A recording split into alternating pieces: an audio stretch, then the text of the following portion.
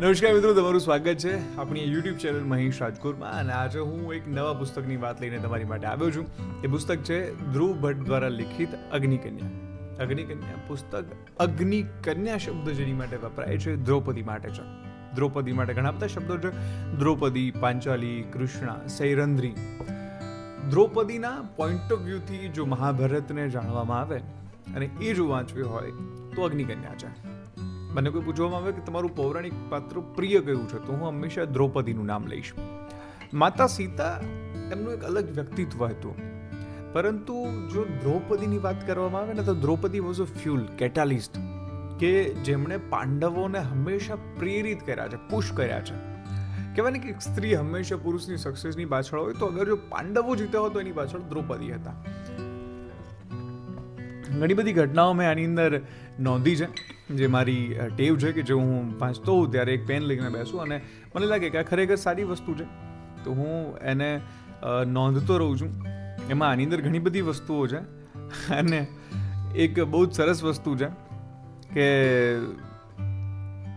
એક ઘટના હતી જેમાં બલરામજી કંઈક બોલે છે, બરાબર છે, અને બલરામ અર્જુન જાય છે જ્યારે બલરામ પાસે, અને દુર્યોધન પણ જાય છે, અને કૃષ્ણ વખતે જ્યારે સપોર્ટ માંગવા માટે થઈને લોકો જ્યારે દ્વારકા ગયા હોય છે ત્યારે બલરામ દુર્યોધનને શું કહે છે, એમાં અર્જુન બોલે છે કે દુર્યોધન પાંસો ફેંકાઈ ગયો છે ને આ વખતે તારી સામે યુધિષ્ઠિર નથી, આ વખતે દ્રૌપદી છે તારી સામે.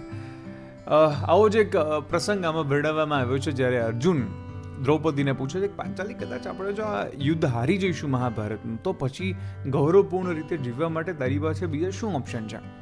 તો વળતા જવાબમાં દ્રૌપદી કહે છે કે તરંજય, જો આપણે આ યુદ્ધ હારી જઈશું ને તો પણ મારી પાસે ગૌરવપૂર્ણ રીતે જીવવા માટે થઈને ઘણા બધા જે વિકલ્પો છે, અને એ વિકલ્પો એટલે કે ફરી યુદ્ધ અને ફરી યુદ્ધ. એ દ્રૌપદી છે. આની સાથે મેં આમાં ઘણું બધું નોંધ્યું છે, પણ એક દ્રૌપદીના વિચારથી, એક દ્રૌપદીની વિચારસરણીથી શું કહી શકાય, શું જાણી શકાય કે કેટલું દુઃખ ભોગવ્યું દ્રૌપદીએ. કારણ કે દ્રૌપદીનો જન્મ થયો અગ્નિકન્યા તરીકે ઓળખે, કારણ કે હવનકુંડમાંથી એમનો જન્મ થયો હતો. એમણે પોતાના પિતાને ગુમાવ્યા, પોતાના ભાઈને ગુમાવ્યો, પોતાના પતિઓ સાથે એમને વનવાસ જવાનો વારો આવ્યો. કુરુ વંશની અંદર આખું યુદ્ધ થયું. જયંત સભામાં અપમાન તો પાંડવોનું ક્યાં થયું હતું? અપમાન તો દ્રૌપદીનું થયું હતું ને. અને દ્રૌપદીએ જ્યારે આવીને સવાલો પૂછ્યા હતા જયંત સભામાં, ત્યારે કોઈ પાસે જવાબ નહોતો. દ્રૌપદીએ અંદર જે સંવાદ, જેને મારો સૌથી પ્રિય સંવાદ કોઈ મહાભારતનો હોય ને તો એ છે જ્યારે દ્રૌપદીને જે નોકર હોય જે બોલાવવા આવે છે ત્યારે પૂછે છે કે મને કોણે બોલાવવા મોકલ્યો છે, કે મહારાજ યુધિષ્ઠિરે કે દાસ યુધિષ્ઠિરે? અને હા, એમણે એ પણ કહ્યું હતું કે મહારાજે પહેલાં પોતાની જાતને હોડમાં મૂકી કે અને પછી મને મૂકી, કે પહેલાં મને મૂકીને પછી પોતાની જાતને મૂકી? કારણ કે જો પોતાની જાતને મૂકી દીધી હોય હોડમાં તો મારા ઉપર એમનો શું અધિકાર છે? આવી ઘણી બધી વાતો, ઘણી ચર્ચાઓ. જ્યારે દ્રૌપદીના જે પ્રશ્નો હતા ને એ માત્ર ધૃતરાષ્ટ્ર, ભીષ્મ પિતામહ કે દ્રોણાચાર્યને નહોતા. એ આજકાલની સ્ત્રીઓના પ્રશ્નો હતા જે સમાજને પૂછવામાં આવે છે. પૂછવામાં આવે છે કે જ્યારે દુશાસનો આવી રીતે વસ્ત્રો ખેંચતા હોય છે ત્યારે ભીષ્મ પિતામહો અને દ્રોણાચાર્યો કેમ ચૂપ થઈને બેઠા હોય છે? કેમ ધૃતરાષ્ટ્રો પોતાની અંધ બનીને બેઠા હોય છે, કંઈ કરી નથી શકતા? કારણ કે એમના જ પુત્રો દ્રૌપદીનું ચીરહરણ કરે છે. છેવટે ઈશ્વરનો જ સહારો હોય છે. ચોક્કસથી વાંચવા જેવું પુસ્તક છે. જો કે પુસ્તકો તો હું બધા રેકમેન્ડ કરું છું ઓલવેઝ. એક નાનકડી વાત છે જેના ઉપર મેં રીલ પણ બનાવી હતી, કે જ્યારે ખાંડવ પ્રસ્થની અંદર જાય છે અને એક નવું નગર બનાવવાનું હોય છે પાંડવોને, અને એ વખતે અર્જુન જે છે એ દ્રૌપદીને કહે છે કે તું પાંચાલની રાજકુમારી છે, અમે તને કંઈ સુખ નથી આપી શક્યા. ત્યારે દ્રૌપદી વળતા જવાબમાં કહે છે કે પાંચાલના મહાલયમાં તો ઠીક, પણ ઇન્દ્રના આવાસમાં પણ મને જેટલો આનંદ ન થાત તેટલો આનંદ મને આપના આશ્રમમાં થાય છે. પતિએ જાતે પથ્થરો ખેંચી લાવીને બાંધેલા આવાસમાં સ્ત્રીને શું સુખ મળે છે એ સમજવું હોય તો તમારે સ્ત્રી બનવું પડે. એક સ્ત્રીનું સ્વાભિમાન એના પતિના મહેનતથી કમાયેલા રોટલામાં હોય છે. એક પતિ એની માટે શું કરે છે એની અંદર એક એનું સ્વાભિમાન રોકાયેલું હોય છે. અને આમાં બીજી ઘણી બધી ઘટનાઓ છે, પણ મારે મુખ્યત્વે દ્રૌપદીના પોઈન્ટ ઓફ વ્યૂથી જે ઘટનાઓ થઈ છે એના વિશે વાત કરવી છે. કે દ્રૌપદી જે બોલે છે, દ્રૌપદીના જે સંવાદો છે, ખાસ કરીને દ્રૌપદીની અંદર જે સ્વાભિમાન હતું ને, કદાચ જો એટલું સ્વાભિમાન આજની સ્ત્રીઓમાં આવી જાય ને તો ક્યારે સ્ત્રી પાછી ન પડે. દ્રૌપદીએ જાતે યુદ્ધ નથી લડ્યું, પણ દ્રૌપદીમાં એક ક્ષમતા હતી. She was a warrior. દ્રૌપદીમાં યુદ્ધ કરાવવાની ક્ષમતા હતી. દ્રૌપદી અર્જુનોને યુદ્ધ લડવા તૈયાર કરી શકે છે. દ્રૌપદી યુધિષ્ઠિર જેવા ધર્માત્માને પણ યુદ્ધ લડવા માટે તૈયાર કરી શકે છે. દ્રૌપદીની અંદર તાકાત છે કે જે કૃષ્ણને પોતાની સાથે રાખી શકે છે. દ્રૌપદી એ છે કે જેને કૃષ્ણ કહે છે કે મને બધું વિચાર આવે છે, બધું સમજાય છે, પણ ક્યારેક દ્રૌપદી હું તારા મનમાં ચાલતા વિચારો નથી સમજી શકતો.